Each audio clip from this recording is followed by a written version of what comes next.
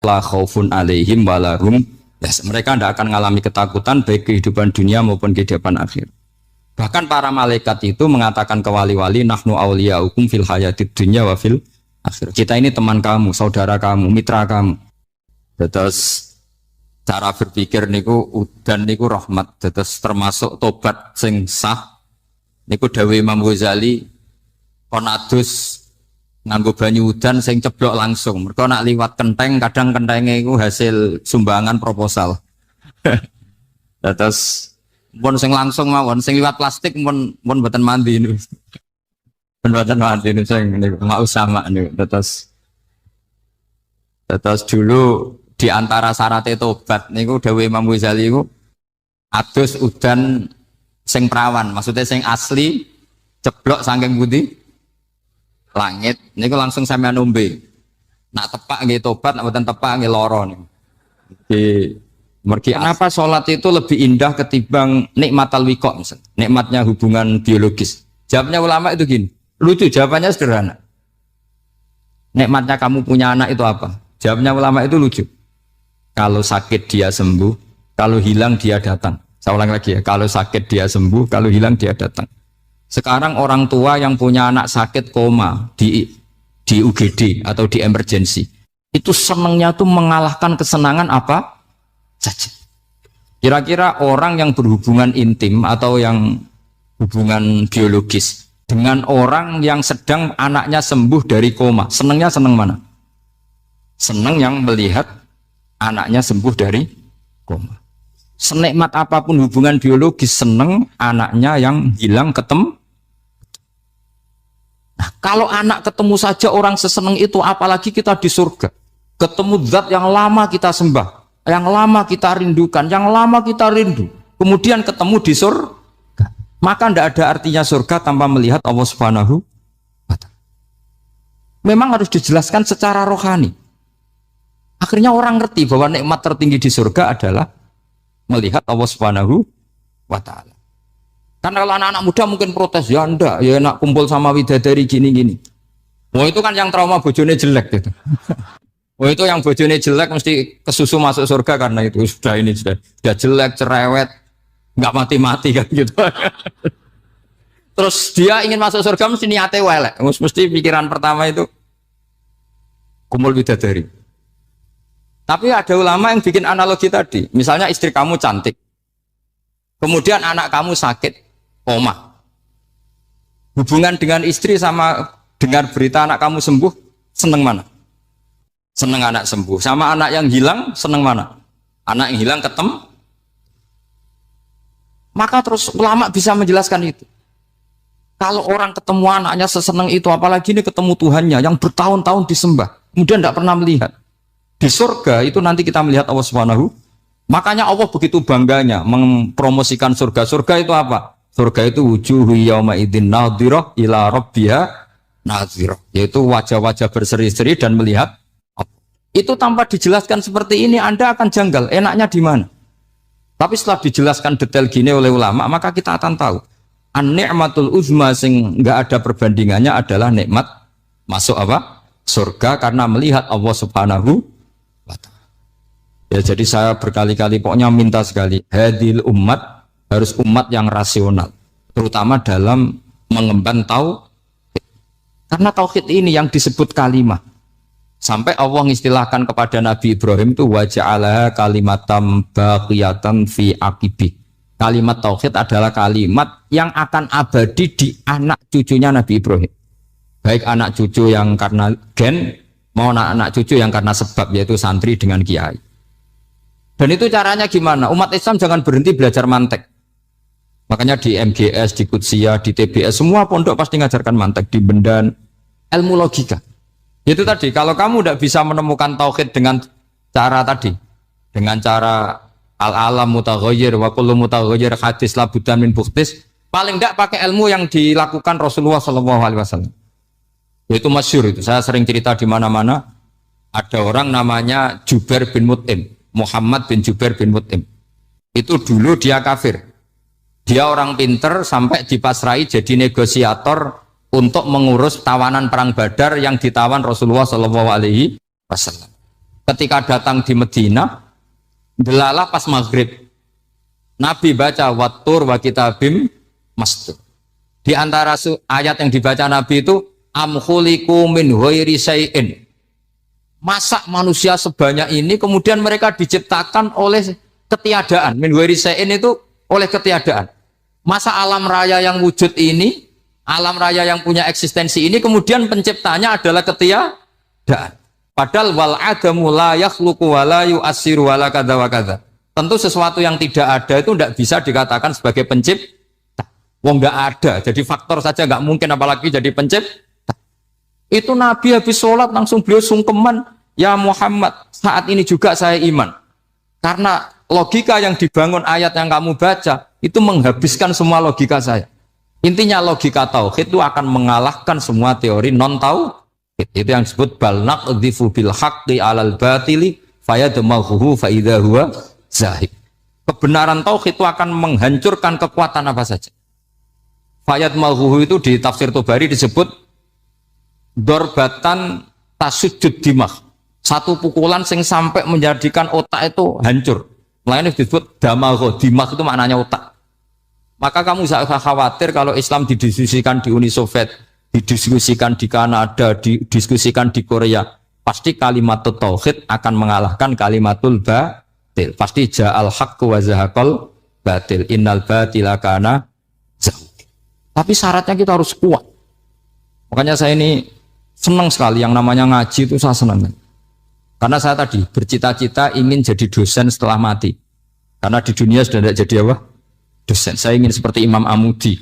Pertama ketemu Allah, beliau disuruh ngajar malaikat tentang ilmu apa? Matematika yang mengarah ke tauhid. Jadi diajarkan. Kamu tahu angka 2, angka 3, angka 4, semuanya bersumber dari angka 1. Berarti semuanya berawal dari 1. Gak tahu setelah itu malaikatnya dites lagi apa enggak, gak tahu. Pokoknya pas itu malaikat ya paham semua. Oke. Kayak apa hebatnya umat Rasulullah Shallallahu Alaihi Wasallam? Karena akalnya kok. Sehingga kita harus kuat.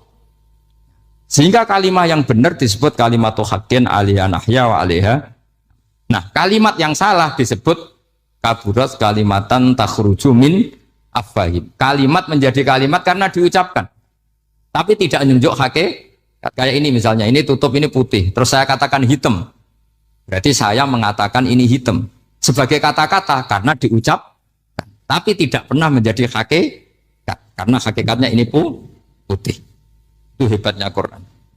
Makanya Quran kalau gojlek orang kafir itu, gojlek orang kafir itu sebut apa? Kaburas kalimatan takhruju min afwahihim. Tapi untuk kalimat tauhid dikatakan apa?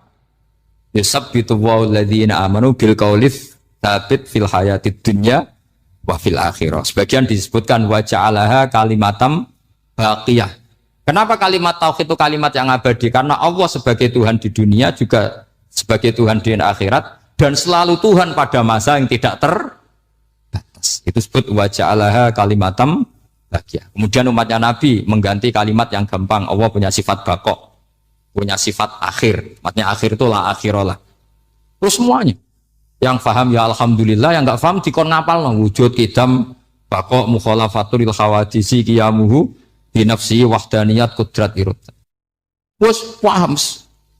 Lah kok sing rada alim terus roh bedane iki sifat ma'ani iki maknawiyah. Cara Mu'tazilah ngene, cara ahli sunnah ngene. Wah itu sudah kejlimetan. Sementing wujud kidam. Nah, kenapa pertama yang disebut wujud? Karena yang membedakan kita dengan paham ateisme itu ya sifat wujud. Yaitu mereka mengatakan alam raya ini dimulai dari ketiadaan. Wah itu akal mana saja itu nggak bisa nerima. Masa ketiadaan menciptakan sesuatu yang ada. Maka kata Ibnu Hajar al-Asqalani ketika mentafsirkan mensarai hadis salasun mangkunna fihi wajata halawatal iman. 3 hal ini kalau kamu paham maka menemukan manisnya iman. Manis itu enak. Terus kata Ibnu Hajar al-Asqalani, saya masih ingat betul dalam sarahnya Fathul Bari, wa yusamma inda ahlil aql, misalnya al-iltizat al-aqli. Agama ini mengajarkan kenyamanan cara berpikir. Coba kalau sampean seorang doktor atau seorang profesor atau seorang pinter, kemudian kamu dipaksa mengimani bahwa alam ini diciptakan oleh ketiadaan, itu bisa tidur enggak? Oh, enggak bisa tidur. Sampean misalnya orang pinter, dididik di kampus atau dididik di pondok, alam ini yang wujud, yang menciptakan itu sesuatu yang tidak wujud. Kamu bisa tidur enggak kira-kira? Ini guru apa? Ini sarap ini. Mosok hadil maujudat khalaqahal adam. Sesuatu yang wujud diciptakan ketika. Tapi agama ini membawa sesuatu yang menyenangkan untuk akal. Yaitu hadhil maujudat khalaqaha wajibul wujud. Maujudat yang wujud ini diciptakan super maujud. Yaitu oleh bahasa pondok disebut wajibul wujud. Kan terus seneng. Wajar dong kalau sesuatu yang ada diciptakan oleh yang ada. Lah tentu ada pencipta, terus ada super, disebut wajibul wujud. Kan terus enak. Nah, itu kata Ibnu Hajar al-Asqalani disebut wajadah halawatal iman. Sehingga kita tidak usah khawatir. Makanya saya itu termasuk orang yang nggak khawatir.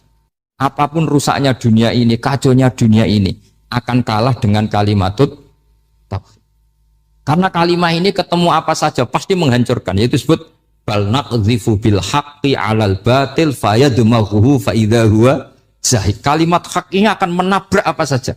Dan yang ditabrak pasti hancur. Makanya sama tidak usah khawatir, misalnya ada negara ateis di Cina, di Korea, kita yakin asal yang diteliti itu agama Islam pasti menang. Nah, yang susah kalau yang diteliti orang Islam, itu susah. Karena yang copet kadang-kadang ya umat, apalagi di negara mayoritas Muslim, nanti copetnya, premannya, koruptornya semuanya beragama Islam. Makanya kita hanya punya pilihan dua itu, umat Islam dan Islam yang kumat itu dok. Kalau tidak umat Islam ya Islam yang kumat. Tapi kalau kalimat tauhid itu kalimat yang aman, tak jamin. Tak jamin 100%. Sehingga saya itu kalau ditanya profesor Pak Bak, kalau suatu saat Indonesia jadi negara yang sangat terbuka, kemudian ada sekolah perbandingan agama, menurut Anda prospek Islam gimana? Saya jawab asal yang dikaji Islamnya bukan orangnya, pasti Islam tetap prospek. Asal yang dikaji apa? Islamnya bukan orangnya. Kalau orangnya ya Masya Allah. Ya tadi kalau tidak umat Islam ya Islam yang. Terus kalau matur nuwun sangat dengan hormat teng Raden Asnawi, beliau sekarang generasi keempat ya, wonten sing generasi ketiga. Nasab kula kepanggih Raden Asnawi teng Asnawi sepuh. Terus Raden Asnawi gadah bah namine Abdullah Husnen, terus Ibu Ayu Sofia niku binti Asnawi sepuh. Kula buyut kula kandung damaran niku Hafsah binti Maksum bin Soleh bin Asnawi sepuh. Kenapa saya cerita zuriyah? Terus satu peradaban. Gini bahasa Indonesia mohon nggih. Sane gaul. Satu peradaban itu yang bisa bangun itu zuriyah. Zuriyah itu komunitas gen. Meskipun nanti komunitas gen itu bisa disadap atau dibajak oleh orang-orang yang tidak gen. Jadi agak ilegal tapi itu sah. Karena sampean bisa misalnya kalah nasab sama saya, misalnya bilang nanti ketemu di Nabi Adam saja Gus gitu. Nanti pasti kita ketemu di siapa? Nabi Adam. Terus kedua, kekalahan nasab itu udah abadi karena nanti setelah jenengan ditanya di kuburan, bapak kamu siapa? Itu disuruh jawab Nabi siapa? Ibrahim. Terus kekalahan nasab sampean nanti berakhir di kuburan karena nanti dijawab siapa bapak kamu? Disuruh jawab siapa? Nabi Ibrahim. Jadi yang punya bapak Karmen apa itu sudah selesai, sudah nggak dipakai lagi. Nanti pakai siapa? Nabi siapa? Ibrahim. Nah, kenapa saya cerita bahwa nasab gen itu akan disatukan oleh satu visi ilmiah yang objektif. Gini ku dawe Nabi Yusuf, wattaba'tu millata abai Ibrahim wa Ishaq wa Yaqub. Terus dawe Nabi Yusuf, maka nalana an nusyrika billahi min syai'. Jadi saya ngikuti leluhur saya. Ini dengerin ya, saya ngikuti leluhur saya, yaitu Nabi Yakub bin Ishak bin Ibrahim. Leluhur saya itu siapa? Maka nalana an nusyrika billahi min syai', yaitu keluarga besar yang tidak pernah melakukan kemusyrikan. Ya, keluarga besar kami punya tradisi tidak pernah melakukan kemusyrikan. Dan bahkan itu dibahasakan Tidak mungkin kita ini melakukan kemusyrikan. Maka nalana itu kira-kira kalau bahasa Indonesia itu kita ini tidak mungkin melakukan kemusyrikan. Nah, kenapa demikian? Itu berangkat dari logika yang permanen. Disebut yusabbitu Allahu alladziina aamanu bil qouli tsabiti fil hayatid dunya wa fil akhir. Logika permanen itu begini misalnya. Kita ini kan hidup dari bapak dari ibu terus sampai Nabi Adam. Kemudian setelah Nabi Adam ini berakhir, kemudian kita mau tidak mau berpikir Nabi Adam itu siapa? Terus diterangkan ternyata Nabi Adam itu satu makhluk hidup yang mulanya dari tanah. Lewat wahyu Allah, lewat titah Allah kemudian jadi manusia yang bernama Adam. Sebelum Adam ada bumi, ada langit, ada cakrawala macam-macam. Kemudian itu kita rumuskan lagi, asal usulnya adalah tidak ada. Adamiyun makhdun. Akhirnya kita tahu bahwa alam raya ini diwujudkan setelah dari tidak ada. Nah tentu terus kita berpikir, dari tidak ada menjadi ada itu pasti penyebabnya adalah sesuatu yang ada. Nah yang ada itu disebut wajibil wujud.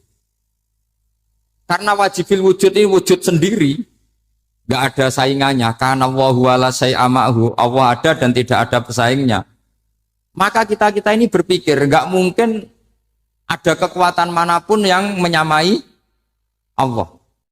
Sehingga nggak ada Yesus mungkin menyamai Allah, nggak ada Fir'aun, nggak ada Lata, nggak ada Uzza. Makanya disebut maka nalana an nusyrika billahi min syai'. Kita ini tidak mungkin melakukan kemusyrikan. Sama tidak usah tanya saya, Gus, tapi orang menjadi musyrik itu kan mungkin. Jawabannya itu tetap nggak mungkin. Kemusyrikan itu satu teori yang nggak mungkin. Tapi kalau orang musyrik itu mungkin. Tapi karena kita kenal yang membawa beliau banyak ke Korea. Saya itu beli pesolatan tuh bukan 1, 2 sampai 2 kerdus, 3 kerdus. Itu mulai saya niai sampai sekarang. Tak bawa ke Sragen, ke Solo 3, termasuk tak bawa ke Korea. Jadi mungkin ya ini GR saya ngaji di sini itu barokahnya jualan pesolatan. Tapi bukan jualan yang cari laba enggak, karena tak gratiskan, tapi itu dagang akhirat lah kira-kira gitu. Jadi kalau saya masuk neraka kita era pantas, bakul pesolatan kok masuk neraka gitu, kayak itu nggak pantas itu. Karena saya termasuk orang ya yang cara berpikir itu optimis. Dulu di sini ada orang alim alama namanya Raden Asnawi. Terus kemudian sejarah agak berpolemik, ada yang mengatakan beliau itu muridnya Syekh Nawawi, ada yang mengatakan tidak. Apapun itu yang saya yakini adalah beliau ya saling istifadah lah, saling bermanfaat bagi Syekh Nawawi Banten. Saya punya catatan sejarah banyak tentang Raden Asnawi karena guru-guru kita itu akan ketemu di Syekh Nawawi Banten. Yaitu kita tahu misalnya saya ngaji Mbah Mun ngaji Mbah Zubair misalnya ngaji Syekh Fakih Mas Kumambang, ngaji Mbah Mahfud, terus ngaji Sayyid Abi Bakar Sato, terus ngaji Sayyid Zaini Dahlan. Kalau keluarga sini mungkin misalnya Gus Hafid, Mbah Niam, Mbah Zuhri, terus Raden Asnawi. Raden Asnawi kita tahu nikah dari istri mudanya Syekh Nawawi, yaitu Nyai Hamdana. Saya sering diceritani Mbah Mun, terus Nyai Hamdana punya anak yang namanya Zuhriyah dari Syekh Nawawi. Kemudian setelah dinikahi Raden Asnawi punya anak namanya Zuhri, Minan, Ni'am, terus sampai ke Gus Hafid, Hafid bin Ni'am. Kenapa saya cerita ini? Karena kealiman itu adalah sesuatu yang dibanggakan Allah. Imam Amudi itu ulama ahli matematika. Jadi ada ulama itu ahli matematika. Dia nggak pernah ngajarkan pesolatan, zakat, sholat, tapi dia ngajar matematika. Kemudian dari matematika itu beliau menjadi ahli tauhid. Sehingga nanti Mungkar Nakir itu nggak akan tanya dia marrobuka wa manabuka, karena dia punya rencana. Yang ngajar tauhid itu saya, kata. Jadi kalau dia akan marrobuka, pangeran kamu itu siapa? Malaikat malah dilawan. Kamu pernah ngajar tauhid? Saya ini guru tauhid. Singkat cerita, saking keramatnya Imam Amudi, kata Allah, ya Amudi, presentasikan ilmu tauhid yang lewat jalur matematika ke semua malaikat saya. Semua malaikat saya tahu cara berpikir matematis. Karena malaikat itu imannya itu iman mauhibah, karena dia malaikat, ya iman karena tahu neraka, tahu surga, terus dia iman.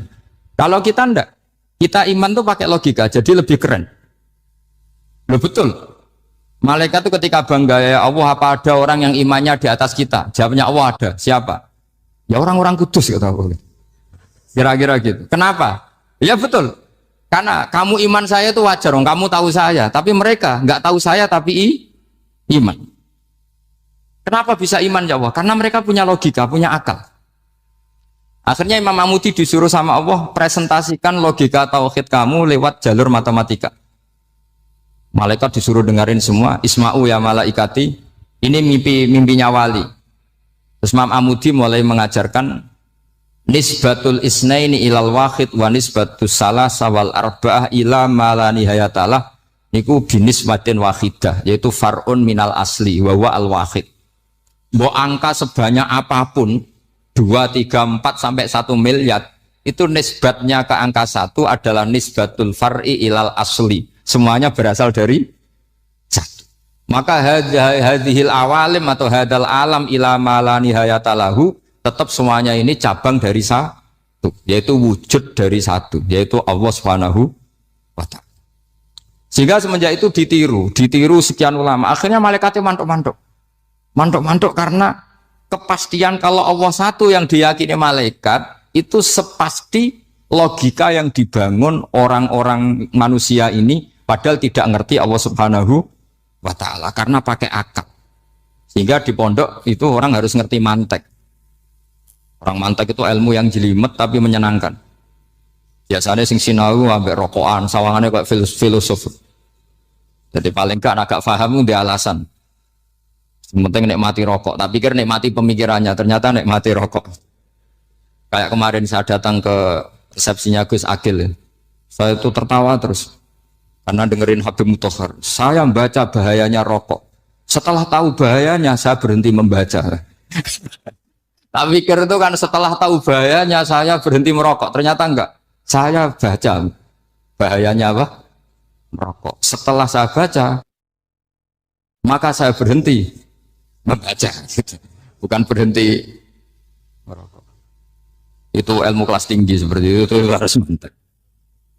Pernah beliau ditegur dokter, Beb, kalau rokok terus nanti mati. Tenang saja, saya masih bawa korek. Dikira itu kan orangnya yang mati, ternyata beliau enteng saja. Santai aja dok, saya masih bawa korek. Jadi saya bukan nyarankan santai rokok, tapi orang rokok itu memang punya logikanya sendiri. Kalau Banafek Hajen itu masih pernah bahas saya juga. Karena Banafek juga turunan Mbak Mutamakin. Hak, rokok itu haram tau ora? Nak cara kula darani haram sebut bah. Lah iya, nak haram ya bener aku. Mulane tak obong, barang haram apike diobong. Jadi saya tuh enggak, saya sama orang-orang sepuh itu tidak pernah menang. Jadi apa ya? Mereka itu orang yang sudah lama gimana ya? Mau dikatakan bulat itu ya, tapi memang nggak pernah kalah mereka. Ada satu kiai, masih misananya Mbak Nafek. Ini rokok 2 katanya. Bagi yang nggak ngerokok berarti membiarkan 2 haram masih. Bagi yang merokok berarti mengurangi haram. Kalah lagi ya. Jadi saya tuh pernah dibully 2 mbah saya. Karena 2 mbah saya ini rokok semua. Akhirnya saya sing nom ngalah gitu. Karena saya tidak mungkin bilang sing waras ngalah karena kalah sepuh gitu. Jadi ya sudah, mau tidak mau harus bilang sing nom. Tapi yang penting itu kita mendengar. Jadi ternyata sepinter-pinternya kita itu mesti kalah pinter sama yang sepuh-sepuh itu. Jadi kalau tahu bahayanya rokok lewat membaca ya harus berhenti merokok.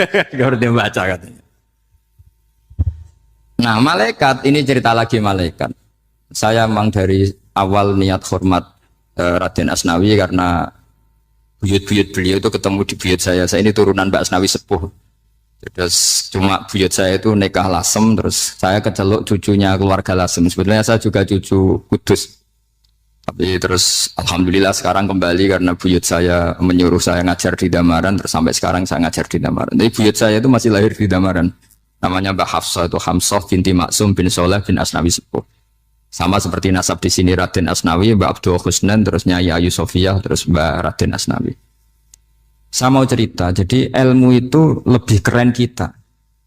Sehingga Rasulullah SAW pernah ngendikan, saya ini rindu sekali li ikhwani, kata Nabi itu ikhwani. Kata sahabat bilang, alasna ikhwanaka ya Rasulullah, bukankah kita ini saudara kamu, saudara engkau ya Rasulullah? Tidak, antum ashabi, kamu itu sahabat saya. Siapa teman-teman kamu itu ya Rasulullah? Yaitu kaumun yang tidak melihat saya, kemudian iman kepada saya. Jadi mereka seperti kita semua di Kudus ini tidak melihat Rasulullah SAW, tapi iman sama Nabi. Dan ketika malaikat yubahi bikum malaika, Allah bangga dengan malaikatnya, membanggakan kita. Sampai malaikat tuh sentimen, kok bisa ya Allah? Ya karena tadi, kamu iman sama saya wajar. Karena kamu melihat surga, melihat neraka, melihat aras. Sementara orang Kudus coba ngelihat apa? Paling simpang 5. Apa simpang 7 itu? Tapi imannya nggak kalah dengan malaikat. Kenapa nggak kalah? Karena tadi, kita diajarkan bahwa nisbatul isnaini wassalasah wal arba'ah ila ma la nihayatalaha itu sama-sama nisbatul far'i ilal asli. Tetap yang asli adalah angka 1. Jadi nggak mungkin aslu hadhil asya nggak dari Allah itu. Nggak mungkin, tetap dari zat yang satu. Kemudian tentu ini bukan nisbatul walad ilal walid, anak ke bapak tentu enggak, tapi nisbatul khaliq sama makhluk. Tapi apapun itu pasti satu. Sehingga Imam Amudi akhirnya masuk surga lewat jalur itu. Tidak usah lewat pertanyaan man rabbuka wa man nuka. Kelasnya disuruh ngajar malaikat. Saya punya rencana jadi pengajar malaikat nanti itu kan.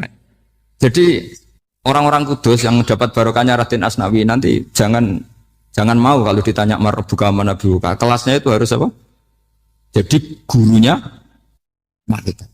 Karena bapak kita Nabi Adam itu keren. Nabi Adam itu adalah orang yang disuruh Allah dipresentasikan, dibanggakan Allah di depan para malaikat. Ketika ada malaikat yang agak hasut, tapi itu tidak malaikat papan atas, malaikat yang kebanyakan. Itu kan agak gak terima Nabi Adam jadi apa? Khalifah. Sampai malaikat ini usul ataj'alu fiha mayusidu fiha wasfikut. Makanya kalau saya protes sama malaikat itu malaikat yang ini, bukan Jibril sama Israel. Kalau protes Israel bahaya, bisa dihabisin. Saya pernah ditanya seorang kiai, Gus, jenengan gojlok malaikat kok berani? Ya karena malaikat yang jenis ini pernah gojlok Nabi siapa? Adam. Nggak percaya kalau Nabi Adam itu layak mimpin, sampai protes ataj'alu fiha mayyufsidu fiha wasfikut. Tapi apa yang terjadi? Allah mengajarkan satu ilmu di Nabi Adam, kemudian disuruh meresentasikan. Qala ya Adamu ambihum bi asma'ihim. Adam, coba kamu presentasikan ilmu kamu. Karena Nabi Adam fasih mempresentasikan ilmu, kata Allah, kamu bisa enggak sepinter Nabi Adam? Enggak bisa ya Allah. Makanya sudah saya bilang, ini a'lamu malah. Saya lebih tahu siapa yang layak mimpin. Jadi layak mimpin itu pertama harus kuwatul ilm. Ilmunya itu harus kuat. Nanti saya akan cerita hubungannya Raden Asnawi dengan Syekh Nawawi. Apa itu hubungan teman, apa murid guru, itu memang masih jadi polemik sampai sekarang. Kalau saya ya keyakinan saling istifadah. Ini bahasa netral, tidak murid guru tapi saling apa? Istifadah. Kata Syekh Nawawi dalam tafsir Munir itu, ilmu itu nomor 1. Sehingga beliau setiap ada ayat fa inna hizballahi humul ghalibun, beliau pasti menafsiri bil hujjah wal barohin la bisaulah. Saya masih ingat betul takbirnya, memang saya hafalkan. Tapi bukan untuk modal pidato, bukan modal sebagai wong alim. Kalau pidato gampang. Pidato itu semua orang bisa. Kalau jadi orang alim itu tidak gampang. Lebih susah lagi wong alim berpidato. Itu kalau nggak pernah mbah saya tidak mau. Karena memang saya terkenal nggak suka pidato. 1 memang nggak bisa. Nomor 2 tidak ingin. Nomor 3 ya rugi. Karena pidato itu nasib-nasiban. Kalau nasib baik kamu tidak paham itu, wah Gus Ba ilmunya tinggi sehingga kita tidak paham itu kalau nasib baik.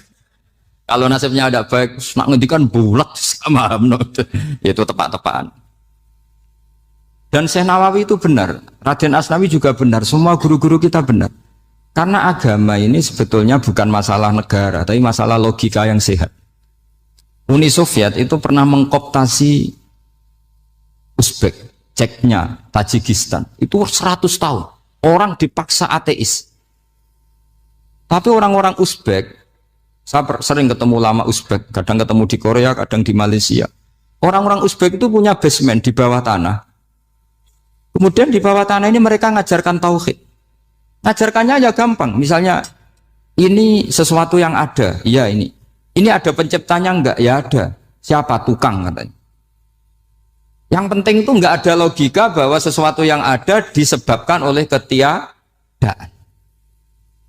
Lah orang komunis, orang ateis itu orang yang mengatakan alam ini didahului oleh nihilisme, oleh adamiyah. Masuk akal enggak sesuatu yang ada, penciptanya sesuatu yang tidak ada. Sehingga orang anak-anak Uni Soviet itu enggak pernah kepikiran membenarkan ateis itu enggak pernah. Bareng Uni Soviet ada itu Glasnost Perestroika itu kemudian hancur, semuanya langsung menjadi negara Islam, termasuk Uzbek, Tajikistan, karena diajari ilmu, bahwa ilmu itu yang nggak pernah kalah oleh negara. Sehingga saking pedenya Rasulullah SAW ketika Sulhul Hudaybiyah, ini agak jelimet tapi gampang dicerna. Sulhul Hudaybiyah itu satu perjanjian yang semuanya merugikan Rasulullah. Yaitu kalau orang kafir masuk Islam disuruh kembalikan ke kafir, karena kafir itu bagi mereka habitat, Islam itu hal yang baru. Tapi kalau orang Islam menjadi kafir, nggak boleh kembali Islam, berarti kembali ke habitat. Semua perjanjian itu merugikan.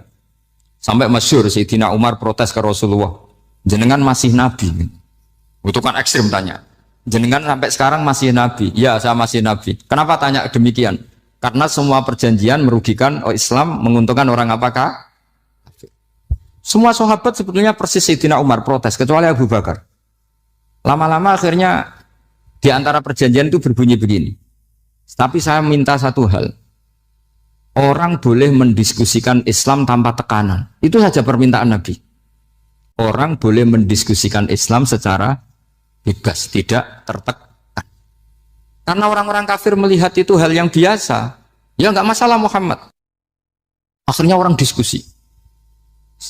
Islam itu apa sih?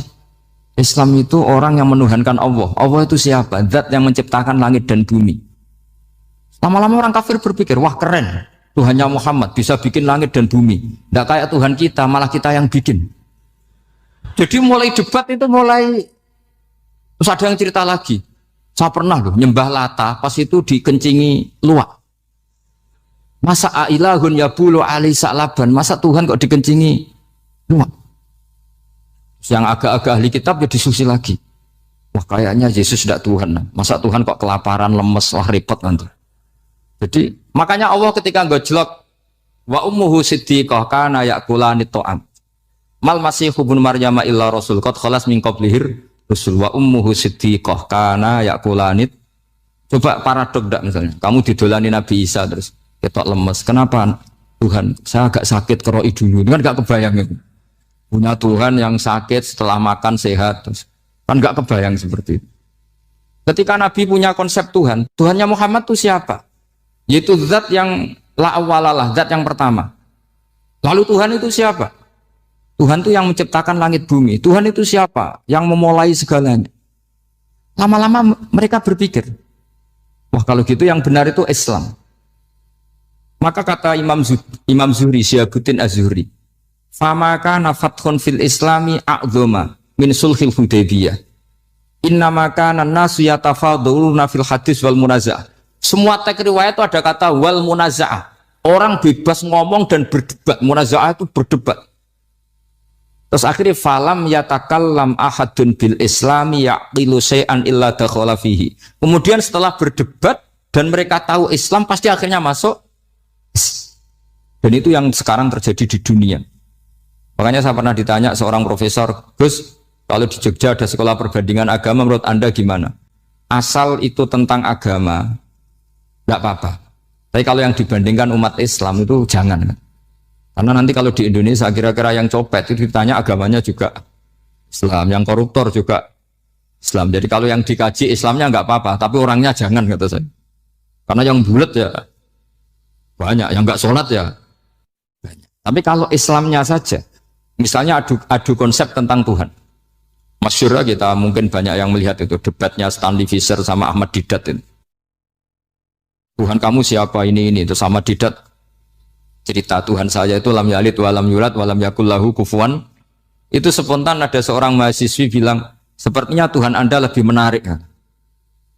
Karena Tuhan Anda yang menciptakan langit bumi, yang Tuhan ini kok lahirnya sudah di bumi, masa lahir-lahir langsung jadi Tuhan.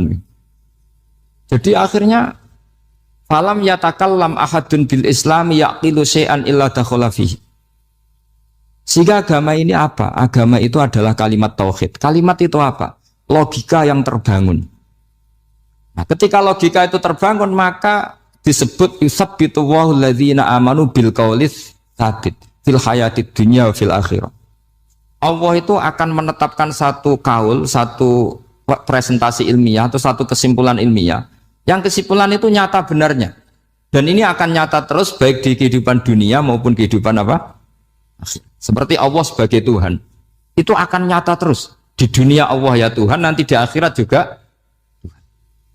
Tapi Tuhan selain Allah, maka menjadi Tuhan ini nunggu ada yang menuhankan. Misalnya Fir'aun, itu jadi Tuhan karena ada yang menuhankan.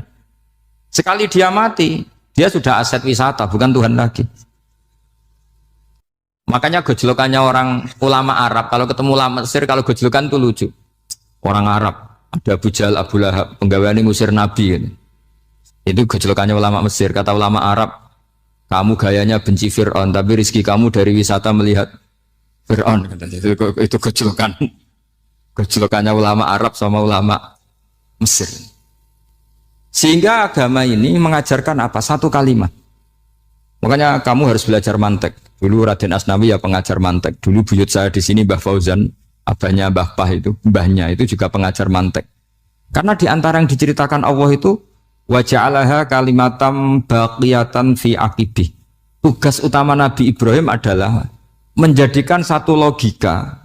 Kalimah itu logika. Itu menjadi logika yang abadi. Baqiyah itu abadi. Fi aqibih di anak turunnya Nabi Ibrahim. Misalnya begini, saya beri contoh ya. Misalnya saya mengatakan teh ini hitam, itu menjadi kalimah karena diucapkan, tapi tidak menunjuk hakikat karena tehnya berwarna apa? Kuning. Sehingga Quran kalau menyalahkan orang kafir itu ngendikannya kaburas kalimatan takhruju min afwahihim. Omongannya orang kafir itu menjadi kalimat karena diucapkan dari mulutnya. Kenapa menjadi kalimat? Karena diucapkan tapi tidak menunjuk hakikat. Seperti orang mengatakan 2 ditambah 2 itu 10. Itu kalimat, tapi kalimat yang salah. Karena tidak menunjuk hakikat. Seperti orang kafir mengatakan Tuhan itu 3. Itu kalimat karena diucapkan, tapi tidak menunjuk hakikat. Tapi ketika seseorang mengatakan Allah itu Tuhan, Tuhan itu satu, itu disebut kalimatu haqqin 'alaiha nahya wa 'alaiha namut. Mriki tahlilane wa 'alaiha napa wa biha. Wa 'alaiha napa wa biha. Wa'alaiha ya ada yang tahlilan wa biha, itu nggak tahu sanatnya dari mana, pokoknya ada yang wa'alaiha, ada yang biha. Kenapa dikatakan kalimat tauhid? Karena kalimat yang dari kesimpulan berpikir. Dan agama ini dibawa Nabi Ibrahim itu untuk membawa kalimat tauhid. Ciri utama kalimat tadi, kamu yakin seyakin-yakinnya bahwa nisbatul snaini wassalasah wal arba'ah ila ma la nihayata laha itu kanisbatis nain ilal wahid, yaitu semuanya far'un minal asli. Aslinya adalah wahid. Sehingga di kitab, saya pernah ngaji Mbah Mun, namanya kitab Al-Husunul Hamidiyah. Itu dikarang oleh ulama-ulama sekarang, itu diajarkan di MGS. Ini mbah-mbahnya Gus Akil, pendirinya madrasah MGS. Itu ada gambarnya di situ. Di situ ada gambar piramida, ada gambar hewan, ada gambar pohon. Kata yang ngarang, gambar sedetail ini, sejelimet ini dimulai dari nuktah wahidah, tetap dimulai dari satu titik, dan ini disebut nuktatil wujud. Jadi bahwa orang kudus sebanyak ini tetap dimulai dari satu orang, yaitu Adam. Adam dimulai dari ketiadaan. Lalu siapa al-mujid? Pewujudnya siapa? Hanya Allah Subhanahu wa ta'ala. Sehingga ulama-ulama termasuk Syekh Nawawi itu paling suka ngendikan semua makna Quran dikumpulkan di Fatihah, Fatihah dikumpulkan di Bismillah, Bismillah dikumpulkan di Ba, karena di Ba itu ada titik nukdotil wujud, yaitu disingkat bi kana makana wa bi yakunu ma yakun. Karena saya, kata Allah, semuanya akan ada, dan karena saya yang enggak ada semuanya suatu saat disebut nukdotil wujud. Nah, kita meyakini kalau Allah satu itu seyakin-yakinnya, karena nggak mungkin angka nggak dimulai dari angka satu. Begitu juga gambar seapapun jilumete. Misalnya sampean gambar zaman saya kecil, gambar paling favorit itu apa, kambing bertarung. Itu gambarnya kan susah. Daripada gambar kambing bertarung susah terus dibikin kotak saja, tembok. Kalau tanya gurunya, gambarnya mana? Di belakang tembok, Bu. Ini itu dulu saya diwarai anak-anak nakal. Jadi semua satu gambar itu disuruh gambar harimau, yang satu disuruh gambar kambing bentrok, yang satu disuruh gambar matahari, semuanya kotak semua. Ini itu, Bu, gambarnya di belakang apa? Tembok. Maka nggak kelihatan kata sih. Jadi gurunya kalah cerdas. Dan guru itu sebenarnya nggak pernah menang, karena murid itu lebih pinter. Itu teman saya dulu kalau ngaji itu, kalau tes itu ngerpek baca. Gurunya marah, kamu tes kok baca? Enggak ngerpek, Bu. Ini belajar di kelas. Katanya belajar kapan saja, di mana saja. Acuh. Jadi apa ya? Orang itu kadang yang salah itu lebih masuk akal kadang-kadang ini. Saya teruskan ya supaya ini dapat barokahnya Raden apa? Asnan. Saya mohon sekali ya, kalimat haqqin itu harus kamu jaga. Caranya jaga ya tadi. Kalau kamu tidak bisa ilmu mantek, misalnya al-alam mutaghayyir wa kullu mutaghayyir hadis la budda min muhdits, itu kan jelimetan. Pakai saja teori umum bahwa gambar apapun jelimetnya itu dimulai dari satu titik. Karena nggak dimulai dari satu titik. Maka alam apapun jumlahnya nggak terhingga, tetap dimulai dari al-wahidul qahar, yaitu satu titik. Yaitu dalam konteks tauhid tentu itu Allah Subhanahu wa ta'ala. Sehingga Nabi Ibrahim itu orang paling sukses bikin waja'alaha kalimatam baqiyatan fi aqibi. Terus Nabi Muhammad begitu, sahabat gitu, sampai kita sekarang diajari ilmu mantek. Ilmu mantek itu logika yang nggak terbantahkan. Karena mau tidak mau. Kata Imam Syafi'i, fa innal uqula muttarratun ila qabulil haq, karena akal akan dipaksa menerima kebenaran. Dan itu yang terjadi di Uni Soviet. Dikooptasi 100 tahun untuk berfaham ateis, dilawan oleh ilmu, tetap menanamkan ilmu tauhid, ilmu mantek. Ketika Uni Soviet secara politik runtuh, semuanya menjadi muslim, termasuk negara-negara yang dulu dikooptasi. Maka kamu tidak usah kecil hati di Indonesia, mau apapun rusaknya negara ini, asal kita cara bertauhid benar, insya Allah tetap meninggal husnul khotimah. Karena sudah janjinya Allah, yusabbitu walladzina amanu bil qaulits tsabit. Sing jelas itu nomor satu tuh al qaulits tsabit. Memang itu logika yang masuk akal. Jadi jangan kira semua orang ditanya marrob, bukan, ndak. Banyak ulama yang nggak ditanya, masyhur itu dalam cerita keramat-keramat. Ada guru tauhid ngajarin tauhid. Setelah ditanya mungkar nakir, Imam Malik datang. Kamu nanya ini, man rabbuka man nabiyuka, kamu tahu ini guru Umul Barohin yang tukang ngaji tauhid. Guru tauhid kok ditanya apa? Malaikatnya nggak jadi tanya. Dan saya percaya cerita-cerita seperti itu karena secara umum itu ala inna auliya Allahi la khaufun alaihim walahum yahzanun lahumul busyra fil hayatid dunya wa fil akhir. Artinya kalau wali itu kok ditanya mungkar nakir berarti ngalami ketakutan. Karena di situ kan digambarkan mungkar nakir itu sewangar, bawa gudam. Kalau yang tanya nggak bisa dipukul sampai ajur sak walang-walang. Pokoknya ceritanya kan seru seperti itu. Nah itu kalau betul begitu terus ayat la khaufun alaihim walahum yahzanun kayak apa? Makanya dalam kitab Nashihul Ibad itu ada cerita ini. Sampean boleh nggak sependapat dengan saya, tapi semoga nasib sampean nanti digebuki malaikat. Karena orang itu akan mengalami seperti yang dirasakan. Anak indadzoni abdibi, saya tidak bayangkan akan mengalami itu. Makanya saya ini ngajar tauhid terus. Paling tidak kalau ditanya marabbuka man nabiyuka, sampean tahu profesi saya ini pengajar tauhid. Dan biji saya 9. Dulu saya di MGS, kalau ada teman bijinya tauhid kok 4, segala ahli swarga, tauhidnya jeblok. Dari kalau bijinya 4 segala ahli swarga, tauhidnya apa? Jeblok. Tapi yang bijinya 9, ahli swarga, tauhidnya itu, saya dulu bijinya 9. Terus 9 terus sampai tamat. Karena nggak ada biji 10. Karena kalau 10 itu kan terlalu sempurna, nggak baik lah manusia kok sempurna gitu. Jadi sudah 9 aja kan. Tapi sebetulnya pantasnya ya dapat 10. Bemergo saake, bemergo tenan enggak tahu saya. Di Nashihul Ibad itu ada cerita gini dan saya percaya itu. Di sarahnya itu. juga di Sarah apa itu yang di Sarah Isen Nawawi itu. Pokoknya saya kalau ingat Raden Asnawi pasti ingat Senawawi. Saya tidak memastikan apa murid guru apa saling istifadah, yang jelas itu teman dekat, teman fil ilm. Sayyidina Ali itu pernah minta kasaf sama Allah. Saya percaya tidak semua orang ngalami marbuka ditanya itu. Ya Allah, saya minta kasaf. Kasaf itu ngerti alam gaib. Ingin tahu Umar. Jadi diam-diam Sayyidina Ali itu ya mangkal sama Sayyidina. Wong kok keras ngon. Agar wong kok tahu disentak, jajal wani nyentak malaikat Torah, itu kata Sayyidina. Jadi dia minta kasaf karena kenangannya dia melihat Umar itu semua orang pernah disentak sama Sayyidina Umar itu.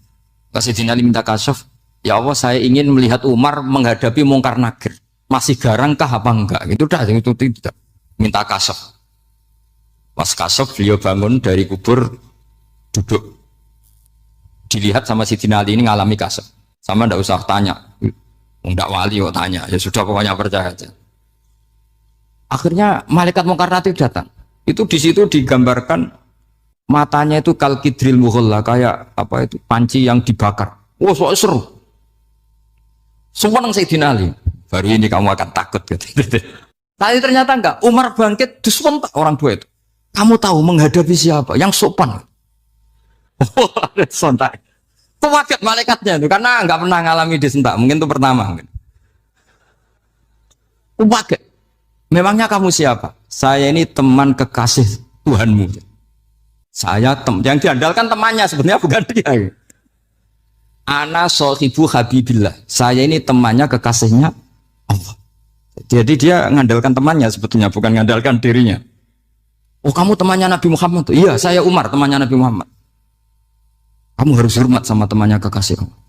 Terus mulai itu. Akhirnya matur Allah. Ya Allah, apakah prosedur seperti ini bisa dinego? Terus sama Allah. Oh iya katanya. Kamu kalau menghadapi kekasih saya jangan seperti itu katanya. Semenjak itu beliau sopan santun, dua mungkar nakir itu. Jadi ini berita gembira. Jadi sebetulnya itu enggak. Tapi kita ini kan enggak punya nyali nyentak mungkar nakir. Semoga dengan gelar kita doktor tafsir, doktor tauhid gitu, atau paling enggak guru kutsiyah tauhid gitu.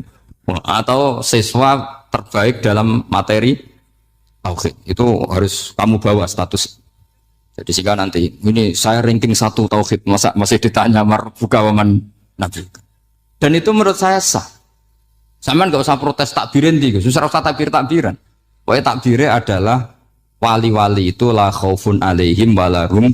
Yes, mereka tidak akan mengalami ketakutan baik kehidupan dunia maupun kehidupan akhir.